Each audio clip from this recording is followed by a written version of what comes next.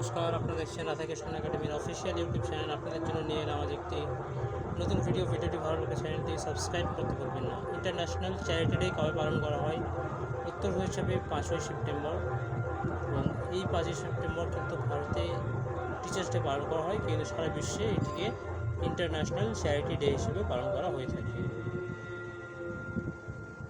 কোন ক্রিকেট দল টি-20 ক্রিকেটে পাওয়ার প্লেতে সর্বোচ্চ রান সংগ্রহ করেছে? উত্তর হয়ে যাবে অস্ট্রেলিয়া, 113 রান। কোন খেলোয়াড় প্যারাঅলিম্পিক্সে হাই জাম্পে স্বর্ণ পদক জয়লাভ করেছে? উত্তর হয়ে যাবে প্রবীণ কুমার।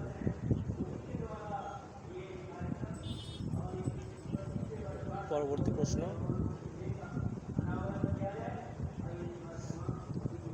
মিশেল বার্নিয়ার কোন দেশের প্রধানমন্ত্রী হয়েছেন? উত্তর হয়ে যাবে ফ্রান্স।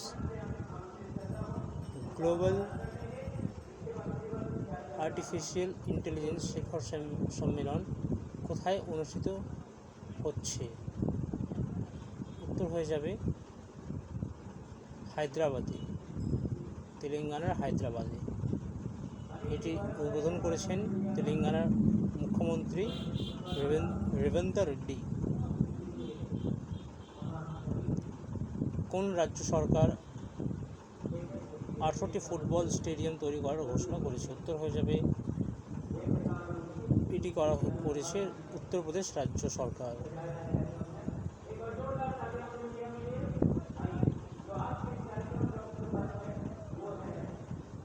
জল সংরক্ষণ জন ভাগিদারি অভিযানের সূচনা কে করেছেন? উত্তর হিসেবে প্রধানমন্ত্রী নরেন্দ্র মোদী। এর মূল উদ্দেশ্য হচ্ছে বৃষ্টির জলকে সংরক্ষণ করা, যাতে পরবর্তীতে জলের অভাব থেকে বা জলের অভাবের যে মোকাবিলা সেটা করতে সুবিধা হবে। আপনারা জানেন যে অনেক জায়গায় আমরা দেখি ভূমি ধসে যাচ্ছে, জলের কারণে যে জমি, সেই জমি অনেকটা মাটির তলে চলে যাচ্ছে। তার এটাই হচ্ছে মূল কারণ।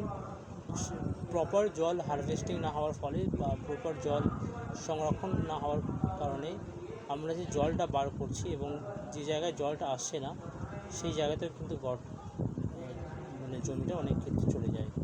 তো এগুলো যদি প্রপার করা হয় তাহলে কিন্তু আমাদের জলের অভাব হবে না। এবং এরপরে আসি আমরা পরবর্তী প্রশ্নে। নেপাল লিমিটেড এর সিএমডি কাকে করা হয়েছে? উত্তর হয়ে যাবে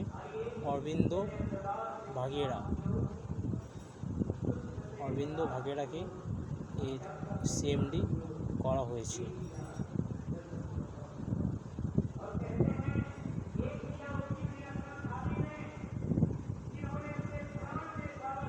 বড়ুর যুদ্ধ অভ্যাস কোন দেশের মধ্যে, এটি কোন দু দেশের যুদ্ধাভ্যাস? উত্তর হিসেবে ভারত ও ফ্রান্স।